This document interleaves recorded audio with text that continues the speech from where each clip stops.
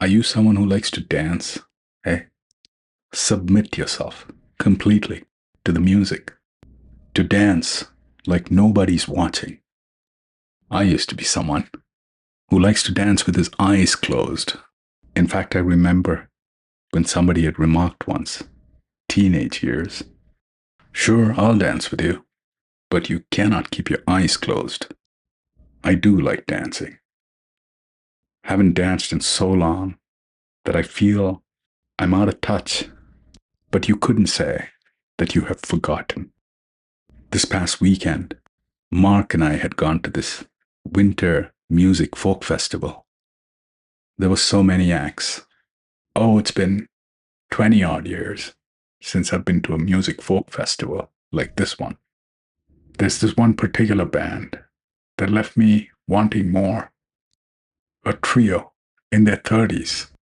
In a way, it's like catching up with the past, that time in your life, in your 30s, except how the music has evolved, how the sounds have changed, how the incorporation of, mimicry, the sounds of birds and animals are being integrated into the music these days. The band that blew me away was this trio from Austin, Texas, late 20s, early 30s. This whole setup is new to me. So they have bands playing, and then they would have workshops in between. These workshops, they can get contagious. Wait, I should mention. So the band is the band, they have their time slot. But then each of these bands, they participate in what is called a workshop session. 2 or 3 bands would get together, take the stage. So each act, each band gets to lead off with one of their songs, and the others would join in if they can, sort of a fusion. And some of these workshops, the contagion between all of their music, the sounds get pretty wild. I mean, like outstanding. It's amazing how things always turn out in the end. I too will dance. Maybe not at the next music folk festival, but the one after. I saw so many of them right in front of the stage. They were letting themselves go.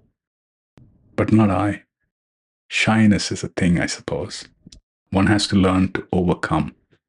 Listen, I feel like I've taken too much of your time already, which means I feel impelled to offer some entertainment.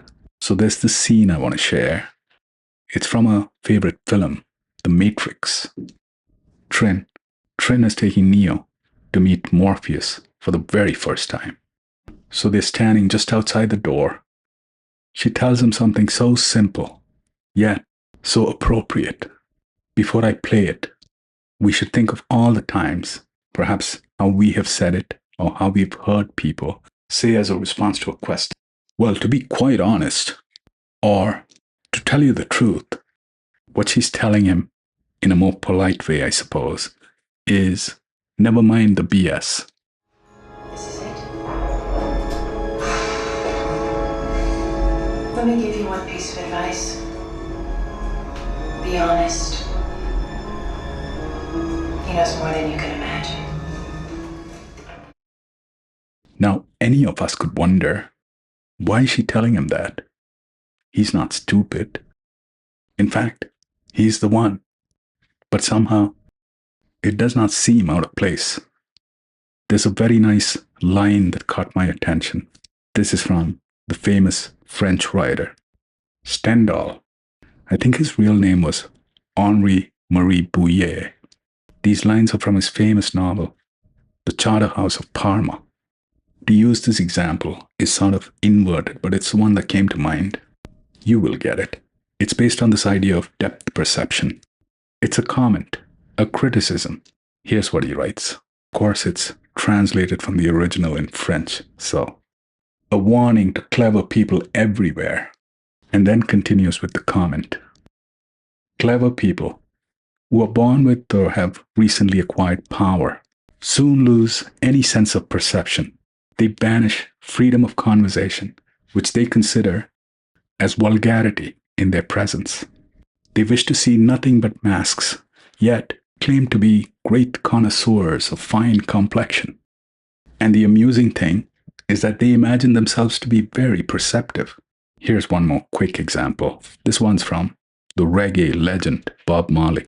He said, "You can fool some people sometime, but you can't fool all the people all the time." Wait. Are you asking me who's Trinity? Oh, yes. Well. Here, I have the perfect introduction.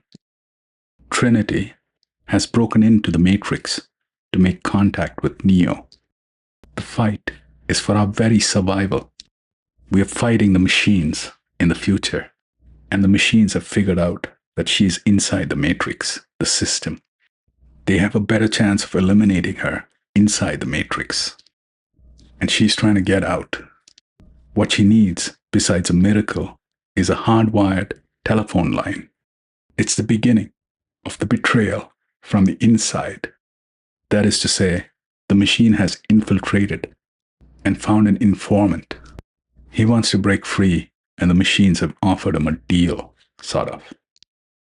Here she is, trying to get away.